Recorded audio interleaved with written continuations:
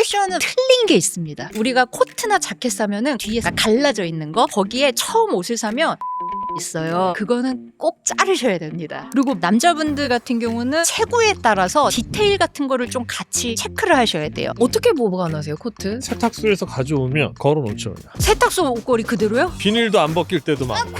옷에 아주 큰 죄를 짓고 계셔요. 많은 분들이 진짜 이거 간과하는데 옷걸이 중요합니다. 안녕하세요. 듣다 보면 저절로 똑똑해지는 팟캐스트 진행의 신하영입니다. 자, 오늘 함께해 주실 전문가 두 분 자기소개 부탁드립니다. 네, 안녕하십니까. 마케팅 전문가 장문정입니다. 안녕하세요. 최 실장입니다. 자, 오늘 이렇게 두 분 모시고요. 명품의 절반 가격으로 최고의 겨울옷을 골라내는 전문가들의 실패 없는 안목을 낱낱이 공개해 보도록 하겠습니다. 아, 이 겨울옷이 진짜 고민이 되는 게 일단 비싸요. 여름옷보다 훨씬 비싸잖아요. 특히 코트. 아, 가격이 사실 부담스러워요. 그래서 이제 전문가가 봤을 때 적당한 가격대에서 좋은 코트를 찾는 꿀팁이 있을까요? 있습니다. 네. 일단 그 적당한 가격선, 사람마다 생각하는 금액이 다 다를 텐데 코트를 살 건데 정가로 10만 원 이하다. 그냥 사지 마세요. 그거는. 내가 아무리 좋은 옷을 입어도 겨울옷은 결국은 아우터가 다 덮어버린단 말이죠. 그러면 코트로 승부해야 되는데 코트의 가장 70%는 무조건 소재예요. 그렇다고 소재를 뭐 비싼 거 좋은 걸 사라기보다 산티나지 않는 걸 사야 되는데 누구나 보면 저건 좀 산티나는데 싶은 거 있습니다. 그런 것만 피하시면 돼요. 10만 원 이하인데 어느 정도 있어 보이는 있어빌리티 찾기 쉽지 않습니다. 그러면 소재 말고 또 어떤 걸 보면 좋을까요? 마감. 박음선 부분이나 몸판 같은 경우 탄탄하게 테일러링을 만들기 위해서 안에 심지가 들어가거나 그렇거든요. 그런 것들이 우는 경우들이 있어요. 옷이 울면 마음이 울죠. 마음 울죠. 자, 그러면 소재 말씀해 주셨고 마감 말씀해 주셨고 부자재도 조금 따져 부자재라고 하면 뭐 지퍼나 단추가 금장인데 너무 반짝반짝한다든지 뭐 이러면 사실 고급스러운 느낌은 살짝 아니다. 코트잖아요. 저희가 또 오늘 주제가. 그럼 코트에서 좀 많이 하는 실수가 있을까요, 사람들? 패션은 웬만한 거는 사실 다른 거예요. 그러니까 틀렸다기보다. 네. 근데 틀린 게 있습니다. 어떤? 우리가 코트나 자켓 사면은 가끔 이렇게 뒤에 슬릿이 있는 게 있어요. 그러니까 갈라져 있는 거.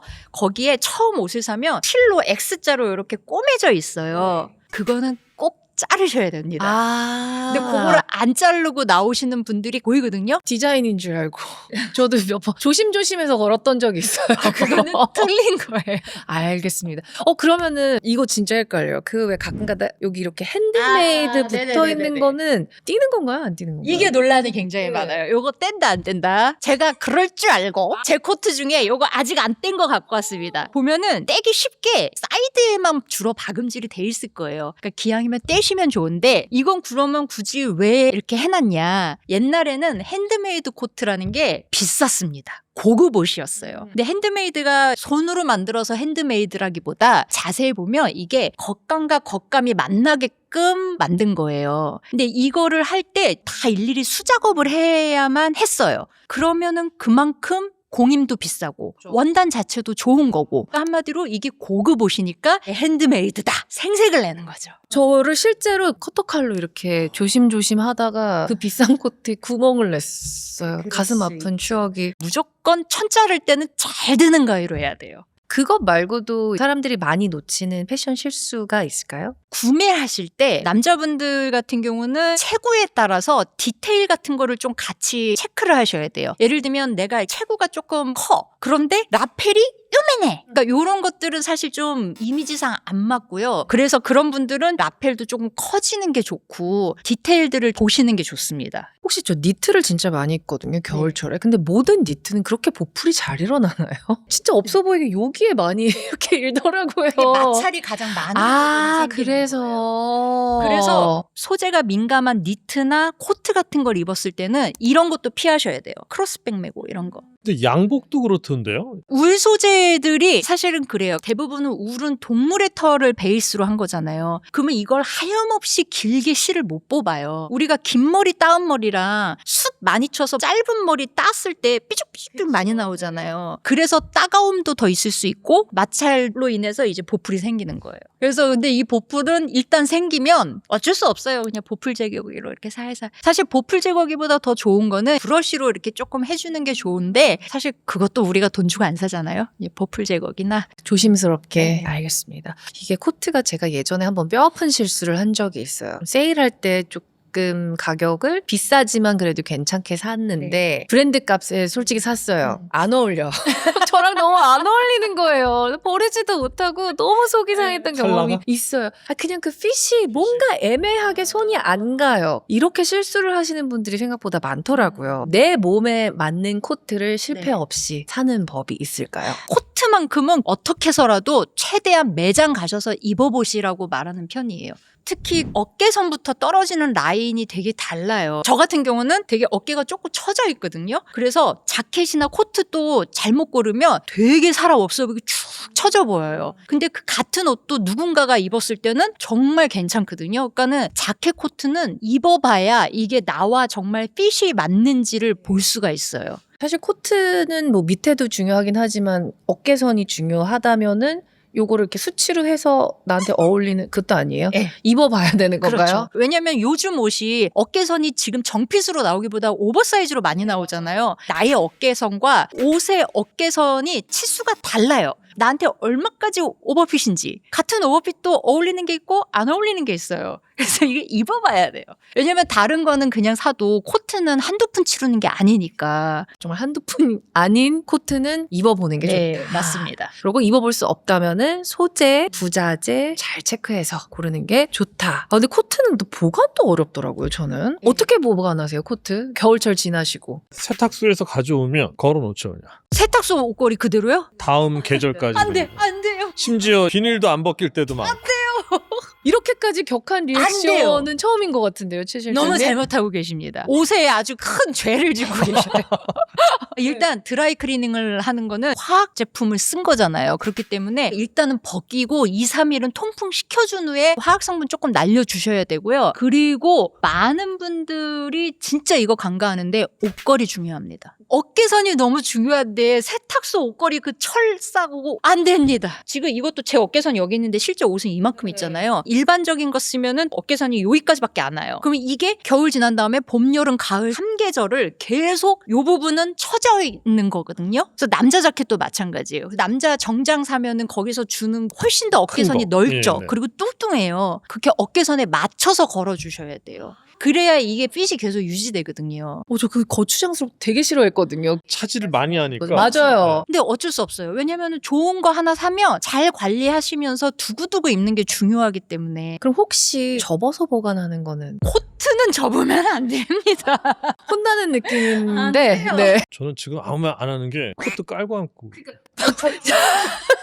자, 그럼 밖에서는 어떻게 보관을 해야 될까요? 우리가 실내에서 입고 있지 않잖아요. 저는 이렇게 해요. 이렇게 뒤집어서 이렇게 조그맣게 해야 된다 그러면 최대한 이런 식으로. 냄새가 배더라도 차라리 안쪽에 배라고. 네, 이렇게 코트에 대해서 많은 이야기를 했어요, 저희가. 근데 겨울 아우터 두 부류가 있잖아요. 얼어 죽어도 네. 코트파가 있고, 패딩. 겨울엔 무조건 패딩이다. 그쵸. 패딩파가 있습니다. 네. 패딩도 가격이 천차만별. 그럼요. 그리고 최근에 그 뉴스도 있더라고요. 그 안에 들어가는 충전재를 눈속임을 속이는 했다. 거. 네. 그렇다면 우리는 어떤 걸 보고 어떻게 해야지 그 따뜻한 패딩을 좀 제값 주고 제값 하는 패딩을 살 수 있을까요? 깃털이 보온이야, 솜털이 보온이야. 이거 헷갈리는 분들 많으시잖아요. 솜털이죠. 솜털이죠. 솜털이 공기를 머금으니까. 같은 부피나 무게라면 훨씬 더 이제 공기를 많이 머금고 있으니까 이런 게 좋다라고 얘기하는 거고요. 패딩 살 때 제일 주의해야 될 거는 저는 삐죽삐죽 깃털 모양 그대로 나오는 경우 있어요.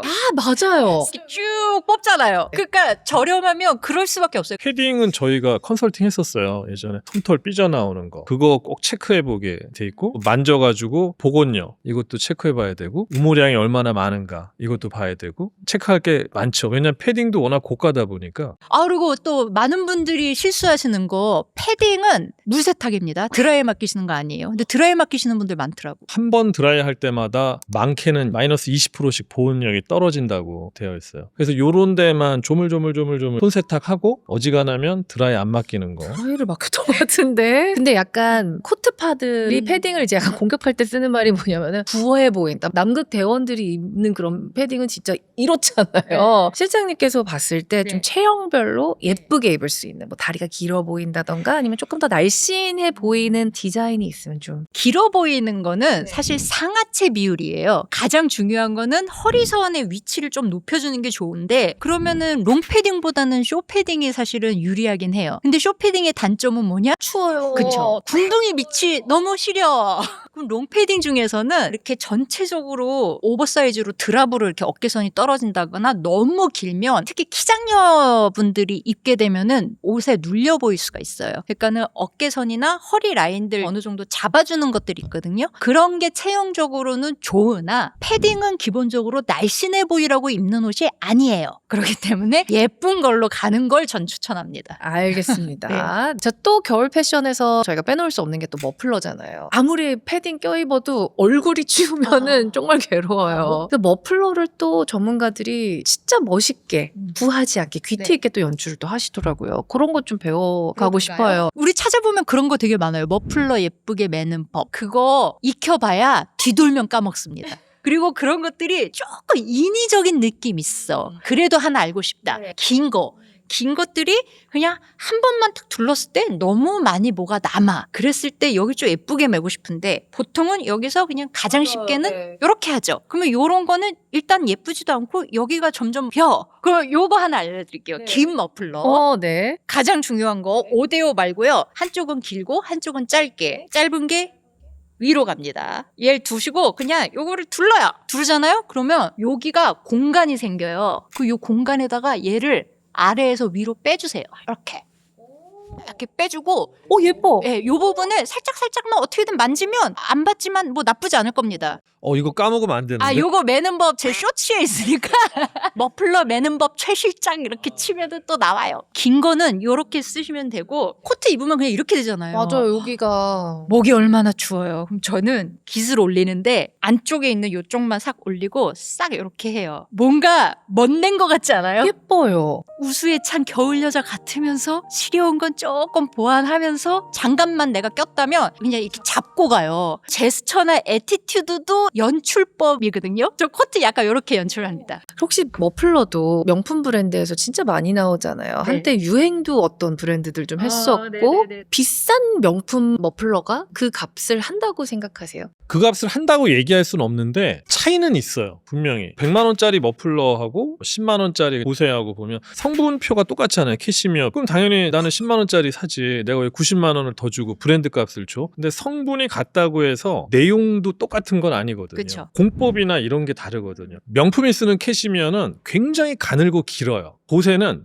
굉장히 짧고 굵어요. 목은 예민한데 하면 이게 가슬가슬하고 아주 불편한 거죠. 그리고 이 공정을 거치는 것도 태질이라고 하는데 엉겅퀴 보면 이게 가시처럼 굉장히 많잖아요. 그런 식물이 있어요. 근데 요거를 말려요. 바짝 말리면 바삭바삭한 이 가시가 되죠. 큰 통에다가 바짝 말린 태질 열매를 넣고 원사가 지나가면 얘가 텐션이 있으니까 원사가 끊어지지도 않으면서 부드러우면서도 아주 감촉이 좋은 원사가 쫙 뽑히죠. 근데 저가 같은 경우는 화학 처리하거나 안에 금속빗으로 하니까 굉장히 투박한 거죠. 그러니까 명품은 쓸수록 부드럽고 윤기 나고 기품이 나고 편하고 보세는 그 느낌이 안 나오니까 그 차이가 있죠, 분명히. 제가 머플러 블라인드 테스트 한 적 있어요. 저렴이부터 비쌀 것이다 하는 것까지 개그장 떼고 제가 맞추는 거거든요. 머플러는 사실 천 한 장이니까 단추니 뭐니 이런 부자재 볼 것도 없고 그러면 무조건 이건 소재밖에 없어요. 저렴한 그 소재와 딱 봐도 이거 캐시미어겠구나 이런 것들이 육안으로 보여요. 또 만져보면 정확하게 맞출 수 있고요. 소재가 좋으면 당연히 비싼데 10만 원과 100만 원짜리 그러면은 10배 차이가 나느냐? 또 그거는 아니에요. 그것까지는 아니죠. 근데 어쨌든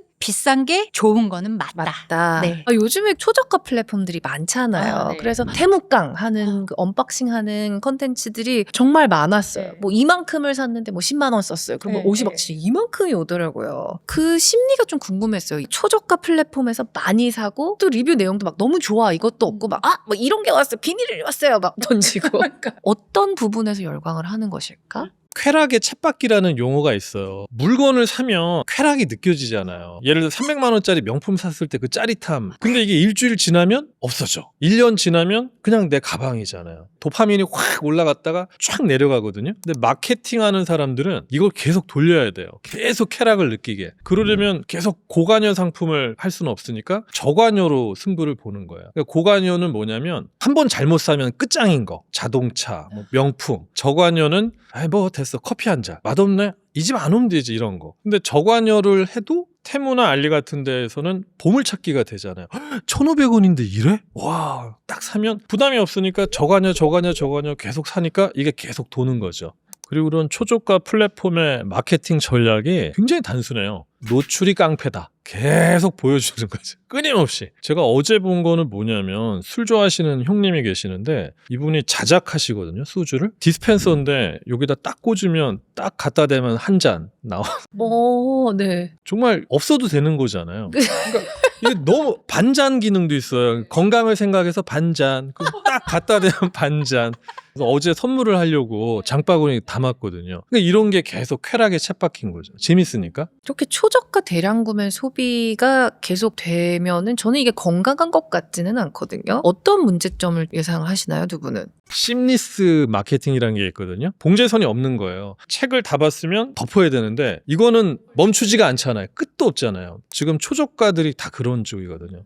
계속 노출이 되면 소비가 일어날 수밖에 없으니까 그걸 이용하는 거죠. 근데 이거 되게 무서워요. 절대 건강한 소비가 아니잖아요. 그리고 특히 패션 산업이 패스트 패션 이거 굉장히 뭐 환경 오염에 악영향을 끼치는 가장 뭐 1순위라서 뭐라고 막 하시는 분들 많아요. 뭐 너무 맞는 말인 거고 저는 그런 의미에서 테무에서는 아예 소비를 한 적이 없고 앞으로도 할 생각이 없어요. 그런 제품을 많이 사면 또 무슨 문제가 있냐면 내 안목을 높이는데 발전할 여지가 없어요. 사란 소리가 아니라 그걸 많이 좀 접해봐야 되는데 저가를 가성비란 이름으로 자꾸 사면 사실 내 소비의 수준이 거기에서 멈출 수밖에 없죠. 저도 라디오 출연했는데 물어보시더라고요. 마케팅이 한 줄로 뭐예요? 마케팅은 한 줄로 당신이 원하는 것이 당신한테 필요한 것이라고 믿게 만드는 거거든요. 근데 노출이 많아지고 거기 몰입을 하게 되면 저건 필요한 것이야.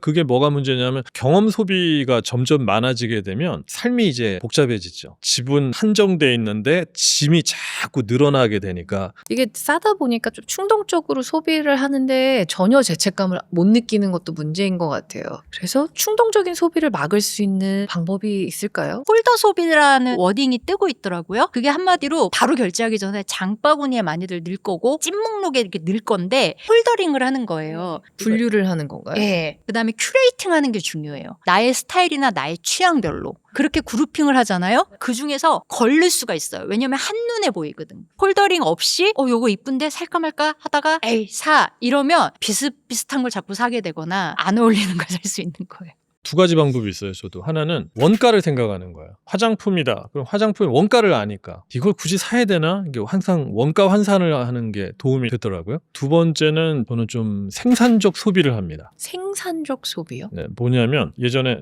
홈쇼핑에 있을 때 이제 방송을 하면 달성률이라는 게 있어요. 120% 달성하면 전 스태프들 5만 원 상품권, 140% 달성하면 10만 원 상품권. 이걸 어디다 쓰지? 하고 뭐를 이렇게 검색하다 보니까 금을 파네? 24K? 그래서 골드바를 사기 시작했어요. 그때 몇 년도셨나요? 그게 벌써 언제입니까? 20년 안 됐으니까. 그때부터 한 번 사니까 그 다음부터는 딴 걸 사고 싶은 생각이 없는 거예요. 와, 그럼 소장님 정말 나쁜 사람이네요. 아니, 마케팅을 하면서. 그래서 사람들한테는 막 사게끔 하면서 본인은 쇼핑 안 해. 그러면서 금 사. 그래서 집에 금이 많아요. 이야. 부럽습니다. 요새 맨날 하는 얘기가 있잖아요. 내가 가방 하나 살 돈으로 금을 샀으면. 저도 열심히 벌었던 돈이 다 어딨는가 생각을 해보니까 신발장에 있고.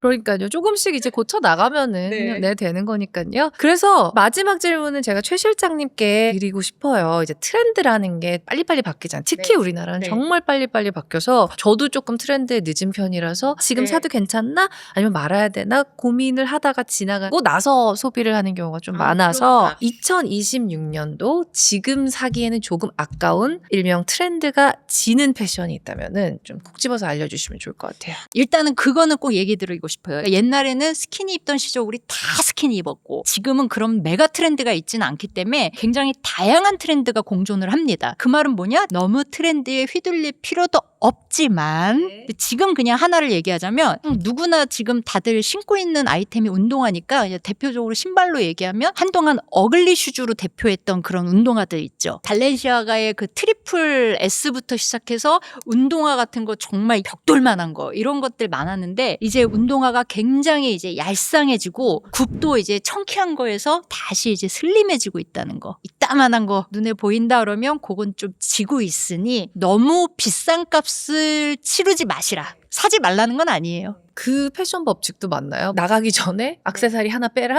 그거는 네. 옷을 내가 잘 못 입는다, 자신이 없다 하시는 분들 멋을 내려 그러면 나도 모르게 이렇게 하나씩 과하게 돼요. 그래도 도전해보시는 거 더 추천합니다. 우리 특히 동생들은 그냥 이것저것 많이 입어보세요. 취향을 찾아가는 과정이니까요. 자, 이렇게 두 분과 함께 오늘도 유익한 이야기 나눠봤습니다. 저희는 다음에도 더 재밌고 유익한 주제로 다시 찾아오겠습니다. 고맙습니다.